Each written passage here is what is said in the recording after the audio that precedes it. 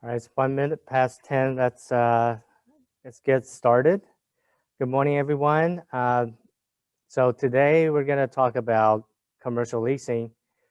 Looks like we have a pure online group here. That's awesome. So if you have questions, you can ask while we're talking about it, or just wait until the end.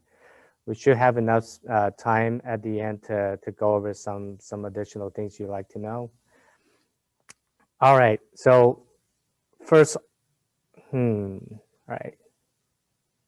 Well, so here's a few facts about me, real quick. I'm Laurence Chiang. I am currently with CC Hampton's group, Hampton International, as a commercial VP. Before I joined Hampton, I spent 24 years of my life as an architect. And for the past 20 years, I've been working with a company called HKS here in Dallas. It's now the third largest architecture firm in the country. So I've had quite a few years of commercial architectural design and construction experience. So that background really helped me quite a bit when I transitioned to commercial real estate. Now, as far as my commercial real estate designations, I have gone through certain educational programs and exams to receive some of these designations, one of which is MICP, and that's a KW commercial designation. And there's also another third-party designation called NCREAT and CREETS, and they stand for Commercial Real Estate Investment Property Specialists. And I also I am in the process of becoming a CCIM designee. And so I don't know if you guys know about this, but CCIM is considered in the industry as the highest standard for commercial real estate professionals. And our own CC Hampton is a CCIM designee, and that's quite an achievement. So also I was honored to be able to attend a couple of these schools. I got my master's degree in design and architecture from Harvard, and finished the executive MBA program at SMU Cox School of Business. So that's a little bit, a few facts about myself. Today, it's going to be a two-part discussion. First part will focus on some of the key commercial real estate concepts and commercial leasing terminology to kind of set the tone for further discussions. And so later on, we'll talk about a real life example that I'm working on right now. And all these concepts and terminology will start to make sense in a actual project. So I don't know if anybody online wants to participate in my first question. So I've heard this when I first started. I heard people throwing out this term like, oh, we look at all four main food groups, and sometimes hotels if it makes sense. So I know that means something, but I just don't know what it is. So anybody online wants to take a stab at it, what that might mean? Four main food groups? No idea. No idea. Okay, I'll give you some hint. There's some 4 pictures.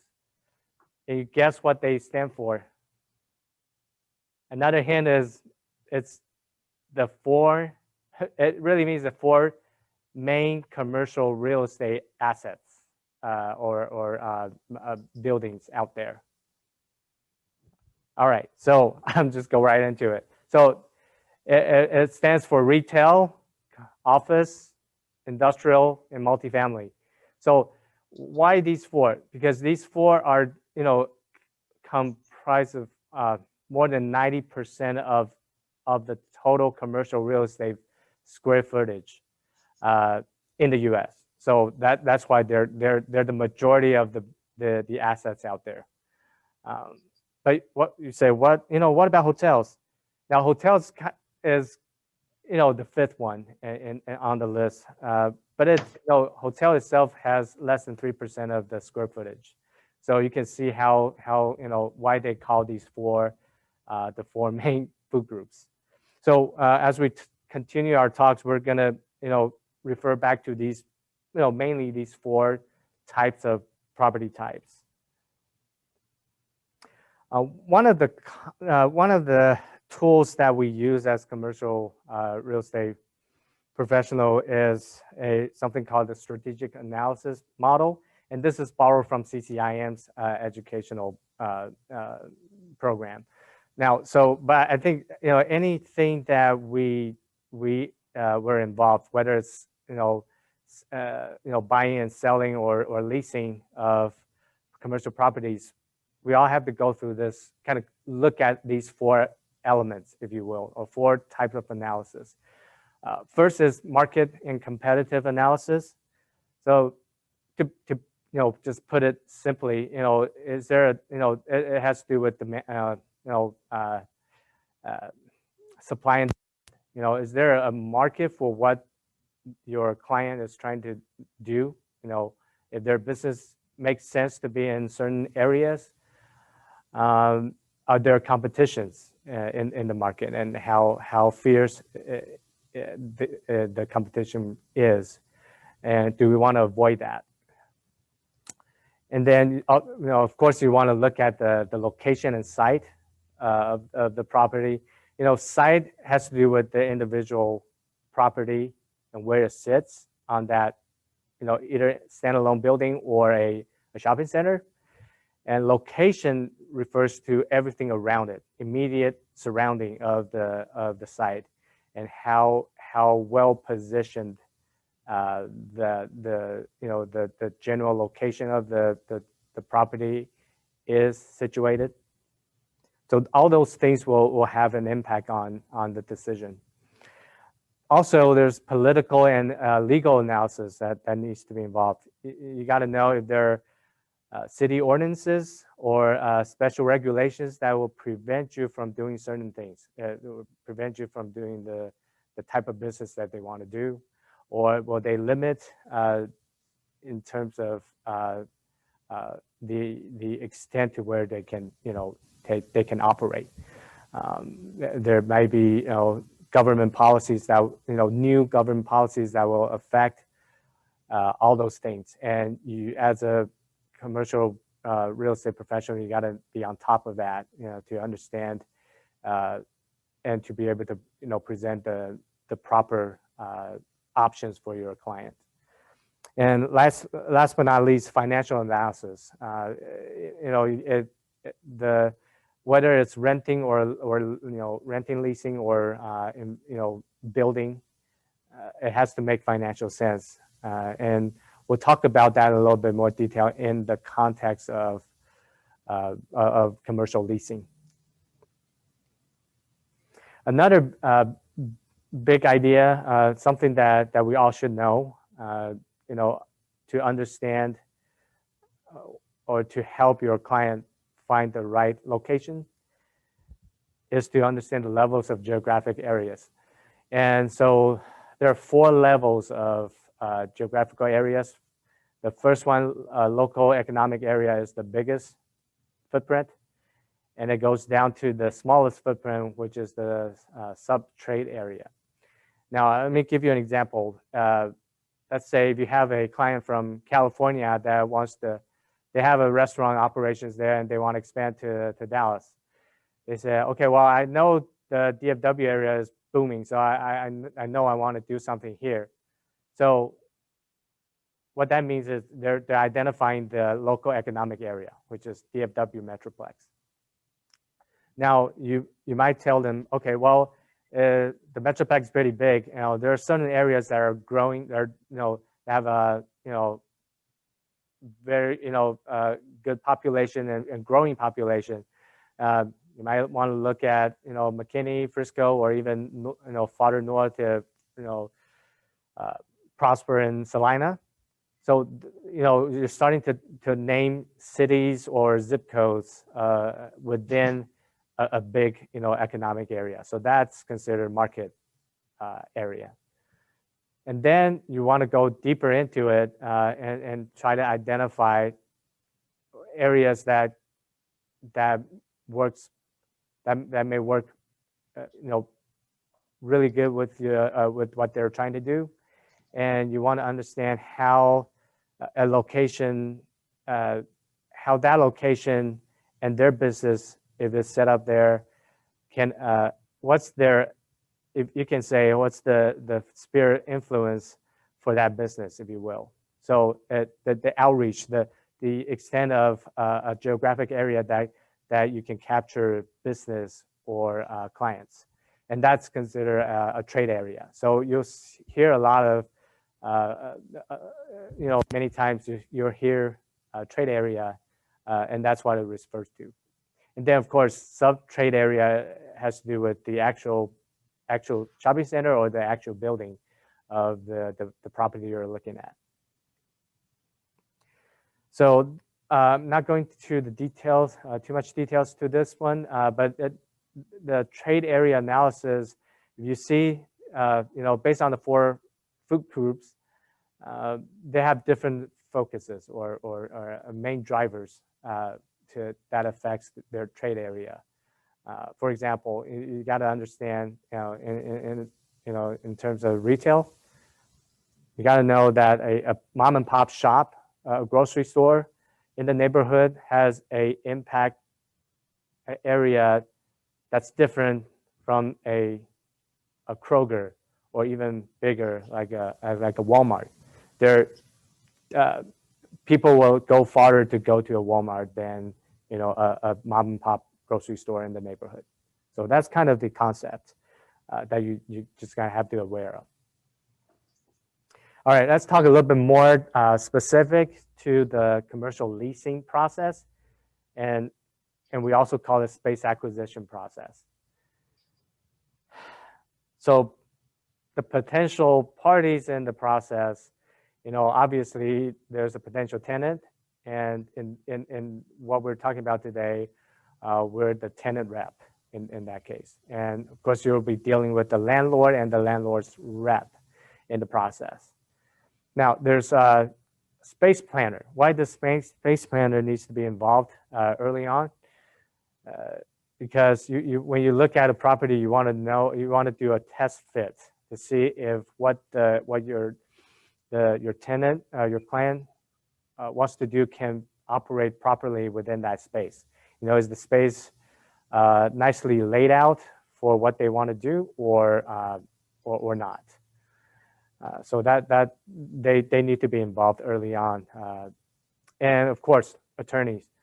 They all the lease agreements, even though we have forms that we can use, a lot of times you'll see, especially on the landlord side, if it's a more established developer or a landlord, will have their own attorney to work with to draft up a lease agreement specific to that property, for that property. All right, so here are the actual processes that we would go through to for any commercial leasing activities. So first, we'll have to understand your client's need, right? You need to know what they're trying to do, right? They want to set up a restaurant, and how big is the space? They want a 5,000 square feet to 10,000 square feet space, or a smaller one, like 1,200 square feet. Then your research direction will be completely different. Are they looking for a brand new space or a older space that was used for the same type of business they're trying to do?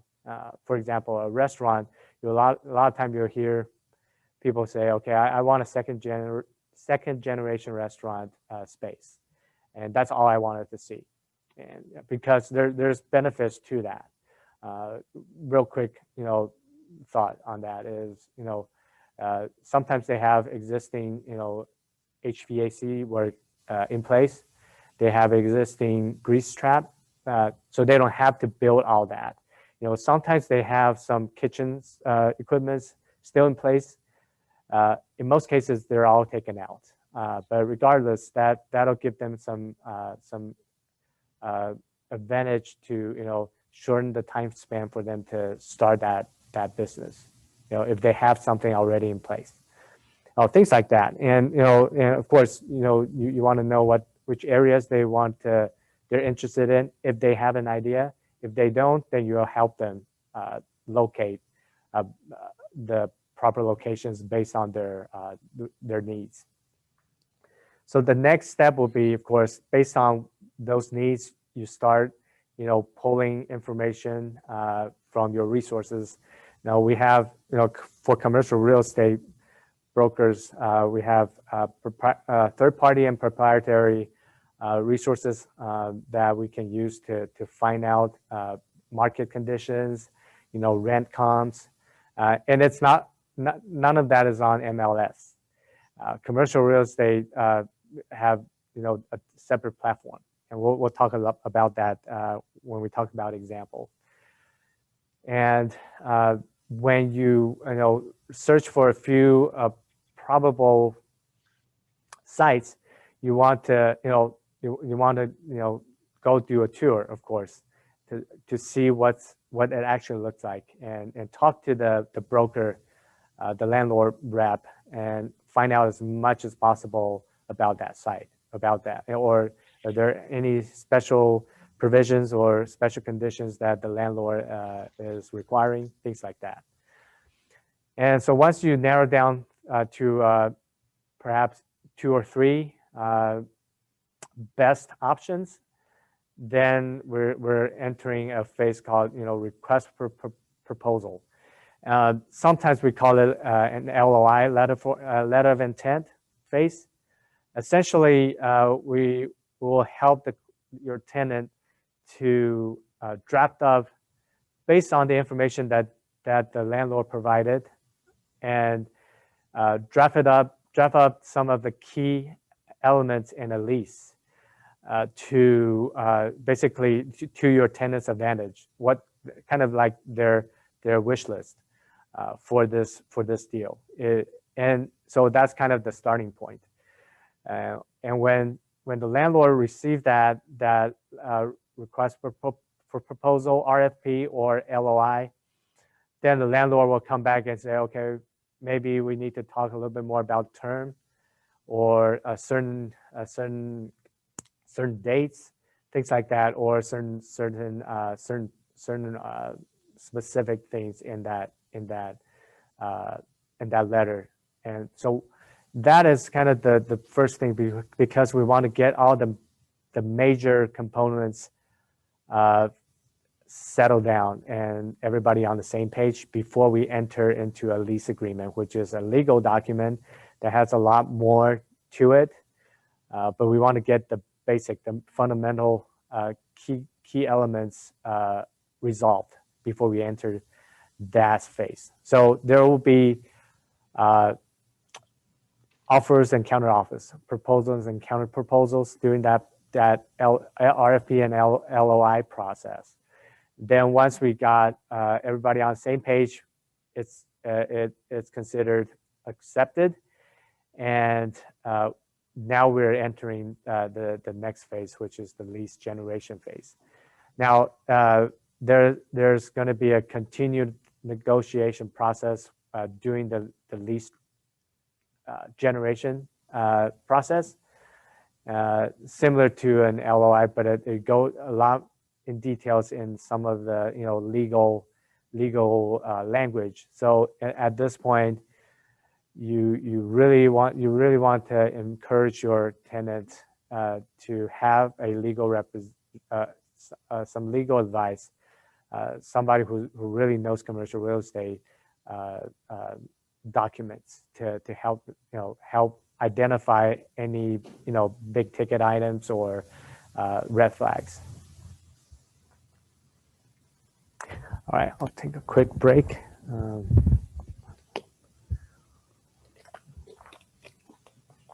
So here are a list of lease clauses that's common in a lease agreement. We do have, Texas Realtors do have a form that we can use, and you can offer that to your, you can communicate that to the landlord, but they'll make that decision whether or not they use that form, or they're going to draft up their specific lease agreement with their attorney. So there's quite a few things here, but I just want to highlight a few things that will be helpful, I think. First is lease term. Of course, you want to know how, what kind of term you are expected to enter into.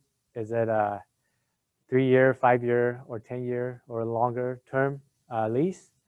And in real estate, I mean, commercial real estate, especially in retail, you often see a longer lease term, like a minimum of 5 years or 10 years as the base. And we'll talk more about the possibility to renew terms after that initial phase. Rent, of course, you want to know how much you're paying as base rent.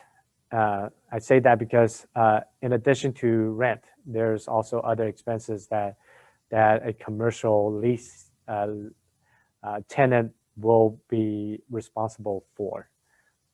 Okay, and occupancy and use. You want to identify, or the landlord will want you to identify exactly what you're going to do and what you may not do, so that they can control what type of business are in their shopping center, if it's a multi-tenant situation, and that is critical for both parties. All right, so here's another big important thing. It's called tenant improvements.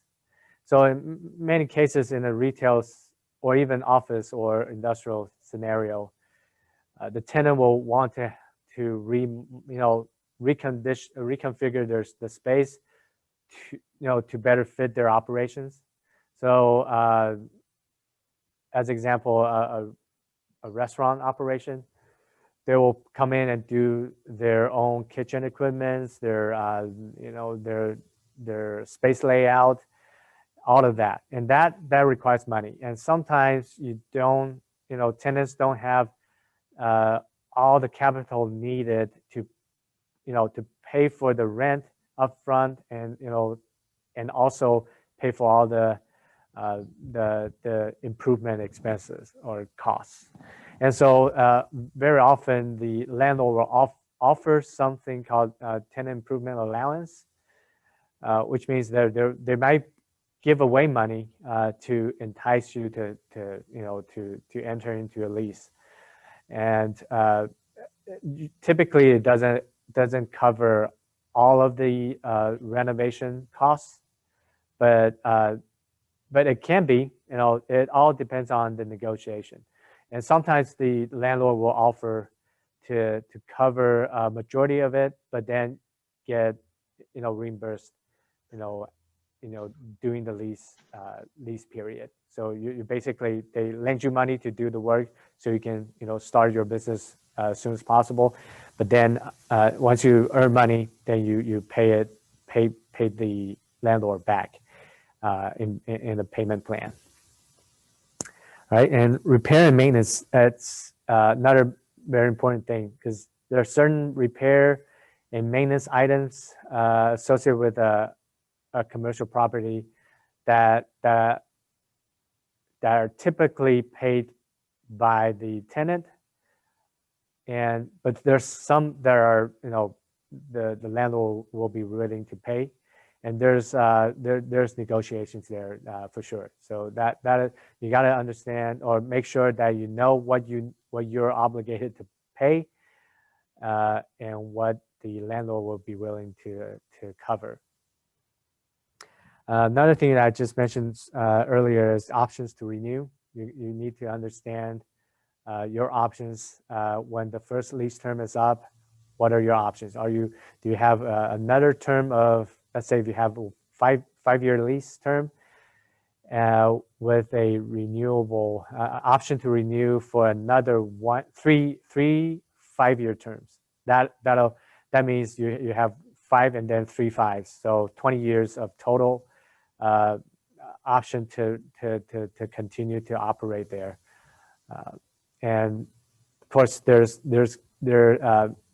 it's probably not going to be the same rent going forward. So there'll be adjustments, and that'll be addressed in that options to renew and the rent section of the lease. Another thing to keep to be aware of is the right to assignment or sublease. So sometimes you get into a lease agreement that's 20 years long, and that's not uncommon in commercial leasing. And you decided after 5 years you want to move to another location, or whatever the case is. You want to know what your options are. Can you sublease to another tenant and still be involved, or can you assign it to another entity and then be out of the contract completely? Novation basically means that you can actually completely exit out the contract, and then and you help the landlord find another tenant. So these are the things you just need to be aware of as you wrap up the lease agreement. Another focus on the rent terminology. There's quite a few types of rent structure that could happen in commercial real estate leasing. Some of them are very straightforward. I know fixed rent, meaning you pay that same amount of rent, for the entire duration.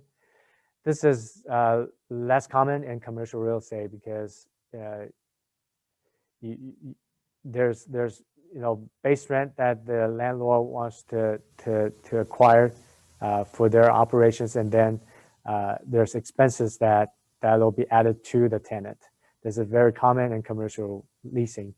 And then there's, we're talking about longer term. So there's inflation, there's other risk factors involved. So they'll typically come up with a schedule, either an annual increase in rent, base rent, or increase in expenses, things like that. So without going into too much details, I want to kind of highlight a few things. One useful concept is understanding rentable and usable area.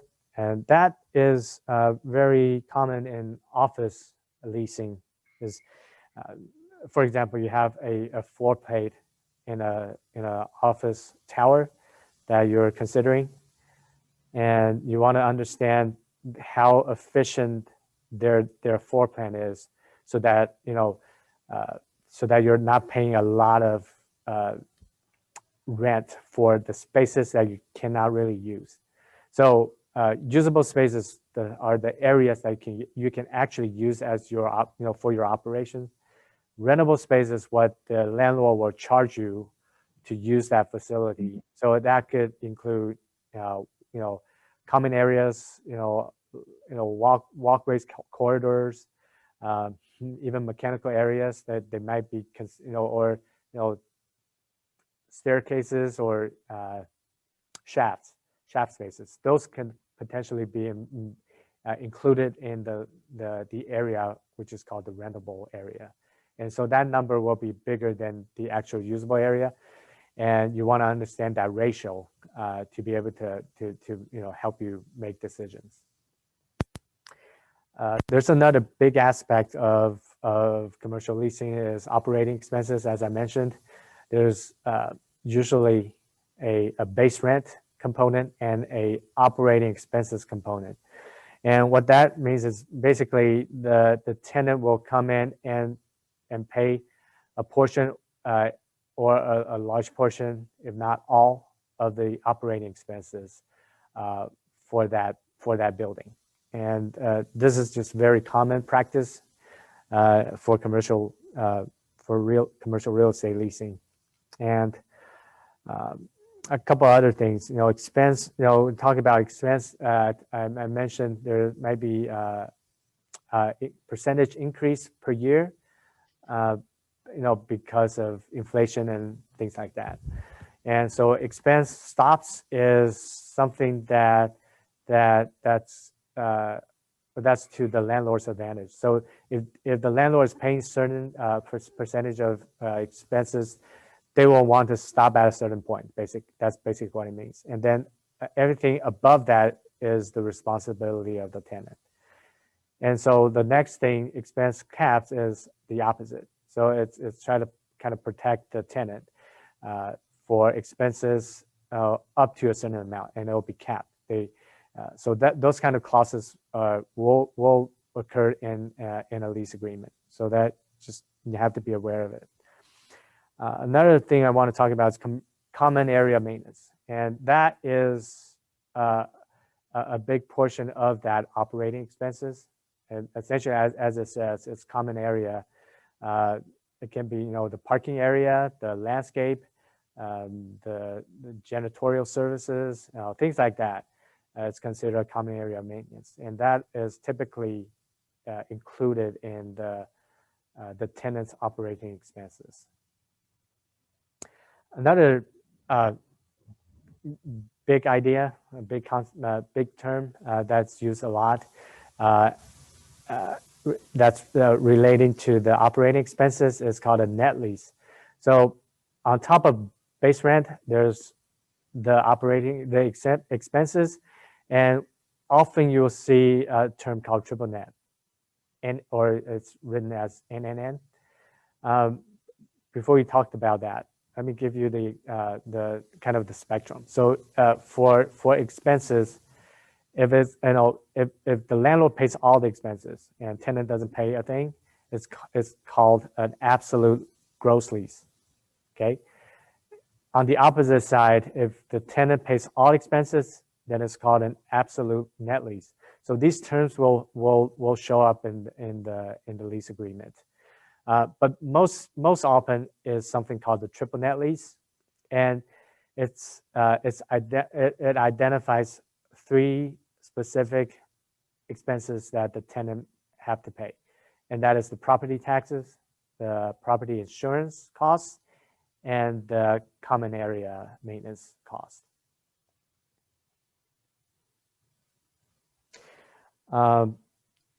When you have a few property to consider, this is something that's very useful. You can help your client to understand their actual total cost of occupancy in each of these properties. So essentially, like here we have like three properties that we're considering, and you want to list out all the costs, the base rent and the triple net cost over the years, because it increase for a certain percentage every year. And you add them all up over the course of the whole term. In this case, it's 10 years. You add them all up, and you accounted for other expenses if there are some. Your initial investments, right? Your tenant's initial investments for improvements, and if there's allowance from the landlord, you'll take that into consideration. So all of that plus and minus of cost will get you a total cost of occupancy for each of these, and then you can compare between among all three options in terms of finances. Lastly, a few decisions that you may encounter as you deal with commercial leasing is the question of how do I lease or do I own the property? And you sometimes get that questions up front.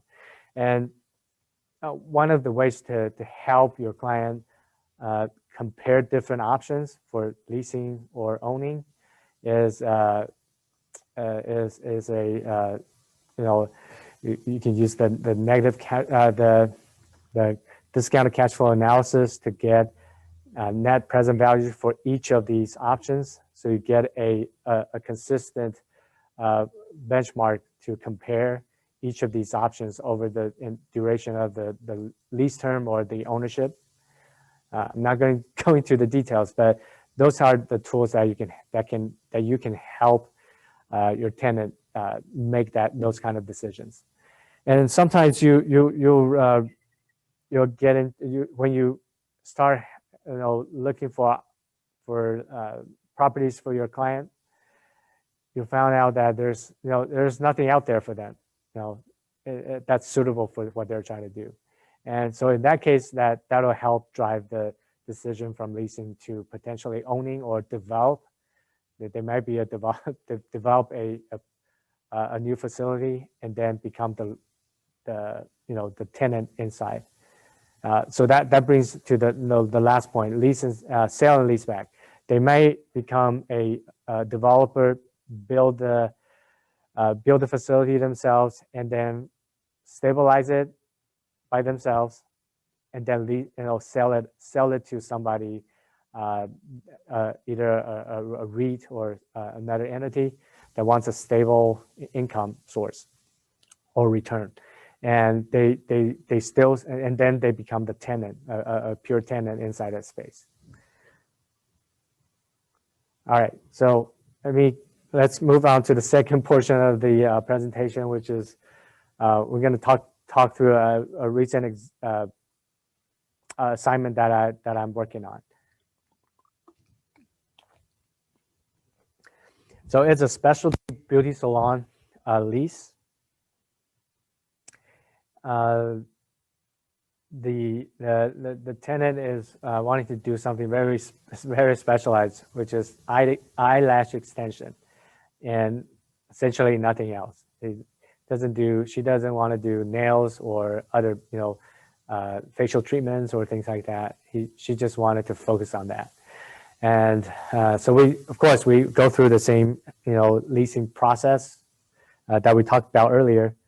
So I understand that she has some idea of what areas that she wants to be in. So she lives in McKinney, so she wants to first start with McKinney because she thinks that from her understanding, that's that population demographics will suit her need. So instead of doing a full-blown market analysis for her, we're already narrowed down our target market area and trade area. Of course, we know that she wants a space that's about 1,000 to 2,000 square feet, and she's open to either a new space or a existing space for this operation, and she doesn't want any competition around her. So those are kind of the major criteria. And she's also open to understanding what the market rent is right now in those areas that she's looking at. So we started looking at McKinney and parts of Frisco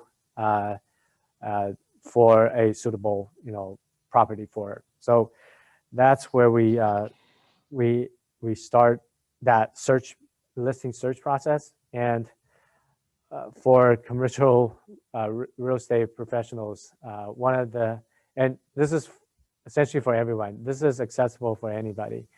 LoopNet is where you see a lot of the commercial listings, and it's available over there.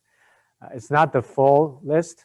There's other paid listing services that's available that can give you additional information or reach out to certain brokers that are specialized in certain type of properties. But this is a good place to start. Even if you don't have a membership with them, the basic access gets you quite a few information. So what we did is we searched for a space for lease here, and then we put in some parameters inside the filter dialog box. And so this is what is spelled out. I said we want to focus on Collin County, and start with Collin County and then zoom into McKinney area, and so you'll get quite a few, and it could be a very time-consuming process because you need to go into each listing and read through all the information to make sure that it could be a good fit for your client. And sometimes they'll throw in stuff, they'll throw in stuff in there that are really not part of your criteria, but somehow they got flagged in the list. So things just need to be aware of, and some of these are active, some are they don't mention it, but some of them are leased out, or some are under contract. A lot of times you don't see those notes in the listing, so you have to go in and call each broker to validate what the information on the listing is still valid, it is still available, and are there anything that has changed since the listing was posted. So once I identified a few in McKinney, I put down, this is how I do it.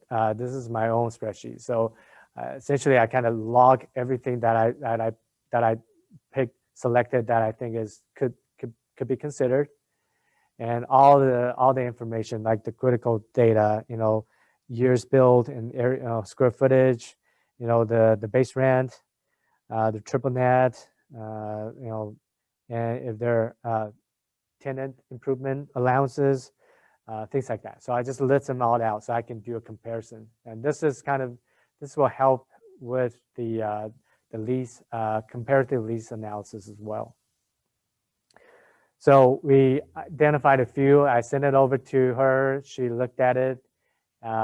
We ended up looking at, I believe, 6 or 7 properties, just kind of see what's out there and get a feel. And so, but quickly she, after the site visits, she narrowed down to just one property that she really likes. It's a new space, and the location is great because it's located on a very busy part of McKinney. It's actually along Custer Road, and so we were lucky enough to focus quickly to one property and start the communication and negotiation process. And let me see if I can pull up my files for you guys. Let's see. Thank you.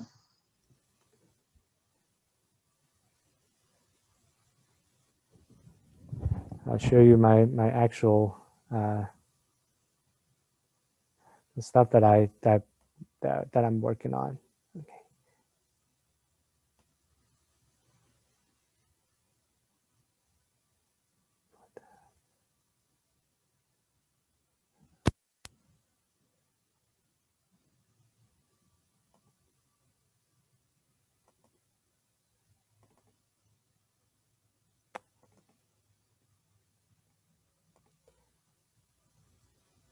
Okay, so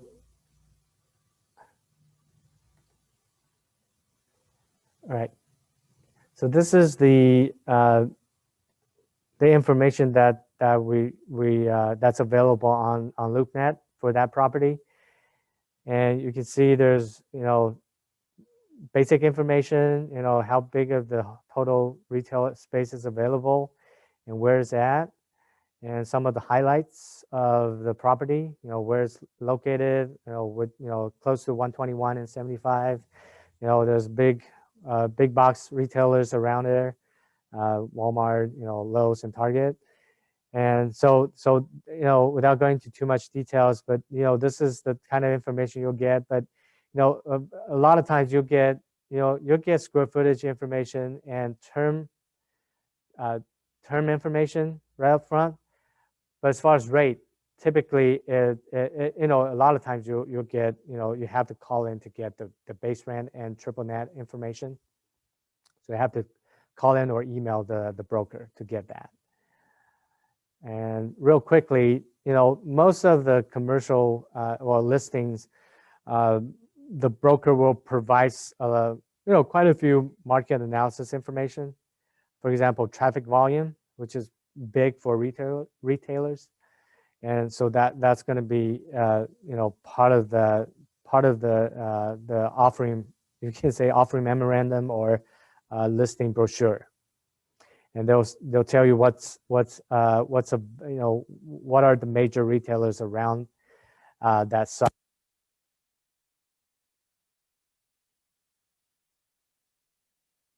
Laurence, when you have a client interested in a place like that, then you contact the listing agent and he will send it to you, this brochure. Of the website, actually, so you can actually see that. And then when you know, and sometimes they, in the highlight or in the web page, they'll provide you with the download link to the brochure, and the brochure looks like this. Looks like, yeah, looks something like this. And they'll typically have some additional information. Let me just do this. All right. So yeah, so that's, yeah. And then, you know, if there's not a link over there, then you will call or email them to, and they will often just offer that immediately to you. And if it's a lot, do they give this kind of information about what is around and the traffic, things like that? Do you know?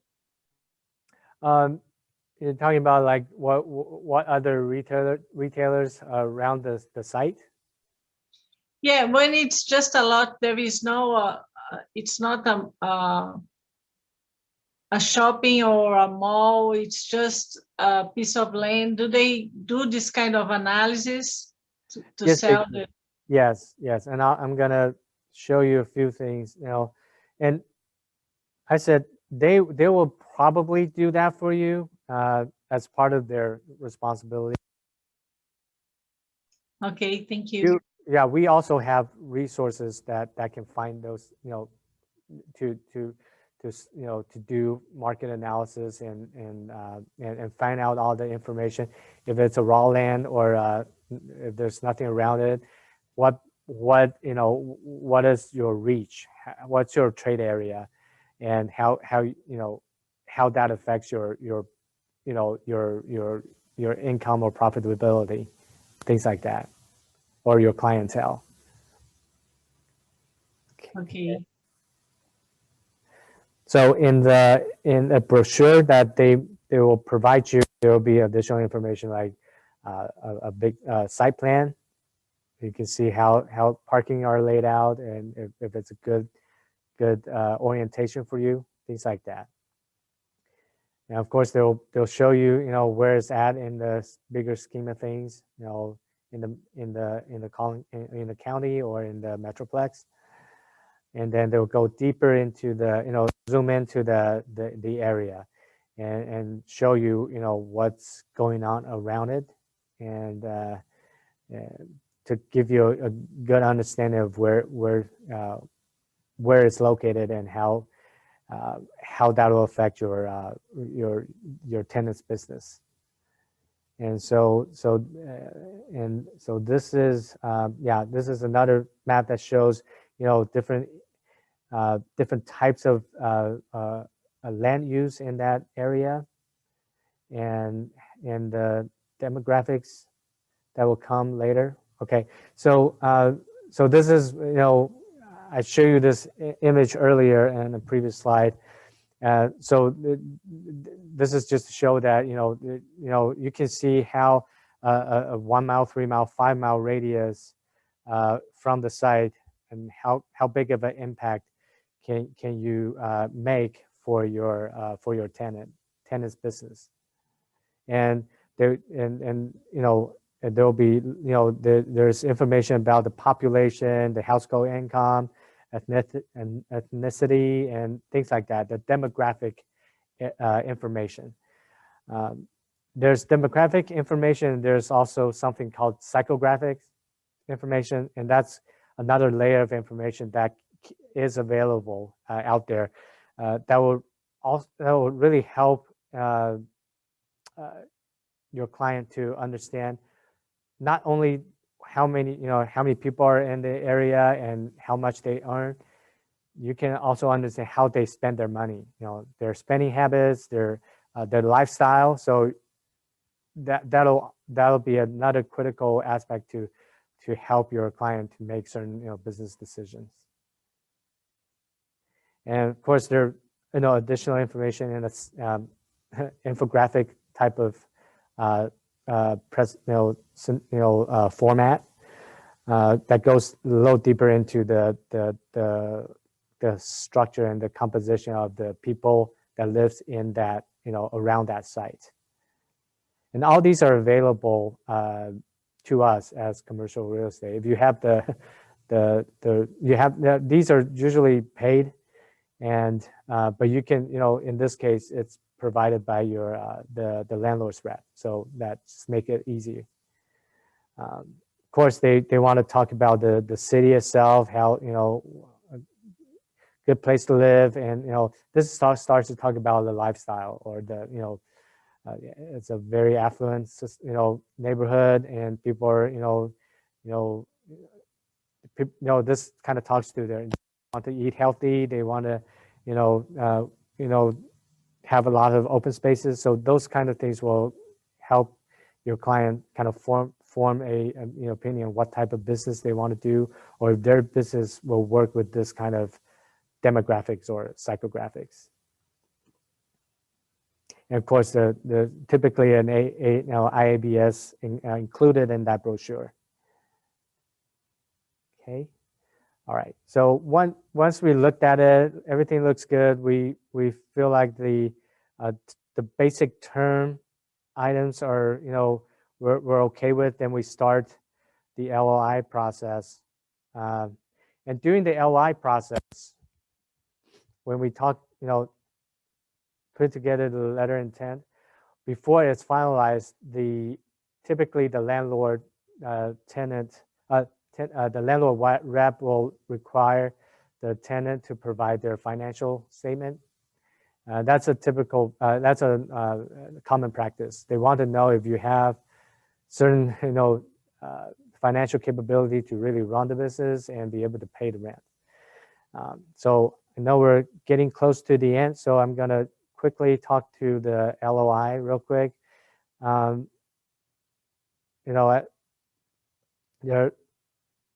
know, you want to address, you know, some of the major things, like, you know, this is obvious, you know, the tenant, the lease term here, the use. Let's talk about use. In this scenario, our client really wants to be the only eyelash extension salon in the shopping center, at least, because that's the only thing that you know, the landlord can control. So we want that to be in the lease. And then lease term, 5 years minimum with another optional 5-year extension. You want to identify base rent, and like we talked about, annual increase in that base rent. And the base rent is usually, you know, just, you know, cost per square foot. It can be, you know, both base rent and triple net can be in the form of a cost per square foot per year. So you will multiply that number times your square footage, and divided by 12 is what you will actually pay per month. If that makes sense. And another thing I want to, you know, touch on is, you know, a lot of times you'll see the landlord will offer free rent, and typically it's to help the tenant to have enough time to to do the renovation, the improvement, without having to pay rent. So that's kind of the grace period, if you will. So because of that, there's a commencement date of the contract and the rent commencement date, which means commencement date is when the lease, the contract is executed. The rent commencement date is when you're actually required to start paying rent. So there's a difference there, and that's going to be addressed in the actual lease agreement. And typically for brokers will put the commission split information here, like I put it here, 4%. For the leasing brokers, we typically give 4%, and that's negotiable, completely negotiable. But as a rule of thumb, for regular size project, the landlord will pay 6% commission, and so 4% will go to the leasing tenant rep, and 2% stays with the landlord rep. Okay, so once this is all, everybody's on the same page and it's signed, then we enter into the lease agreement.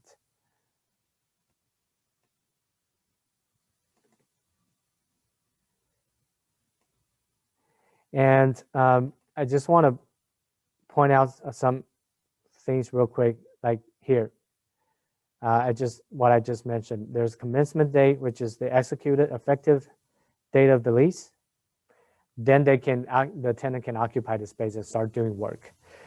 Rent commencement date is when they actually need to start paying rent. So those are important date to identify and agree on. And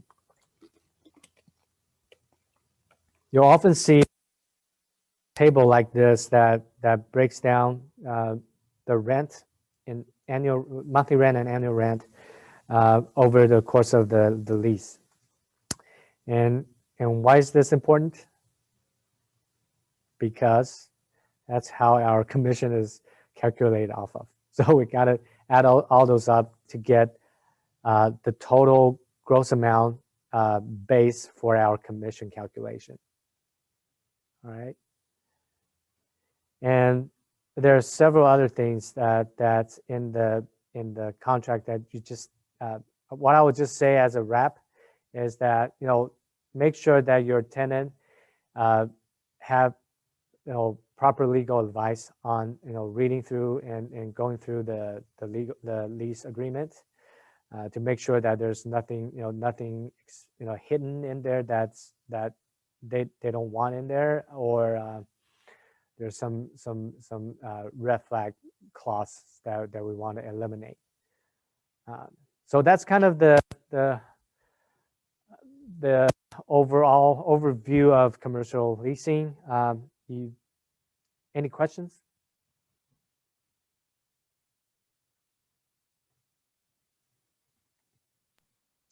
One last question. This is Cricket. So if you have somebody that wants a retail shop, like say your eyelash friend, extension friend, but they want to be able to be sure that they can display flags if they want to have frequent sales or whatever, how would you go about looking for something like that? You're talking about like if they want to put like promotional flags outside of the store? Yes. Yes, so those will be addressed. This is part of the signage and agreement. That will be included in the lease agreement. It will be identified clearly where they can put their signage or promotional information outside and where they can't. And so that'll be addressed in the lease agreement. Okay, great. Thank you. Yeah, you're welcome. Anything else? This is super interesting. Thank you. Yeah, you're welcome. Yeah, I find that interesting too. So that's why I'm in commercial real estate. All right. Well, if nothing else, thank you so much for attending. And if you have additional questions, feel free to reach out to me. I'm available for you as a resource. Thank you, Excellent. everyone. Thank you so much. Have a great day. Thank you.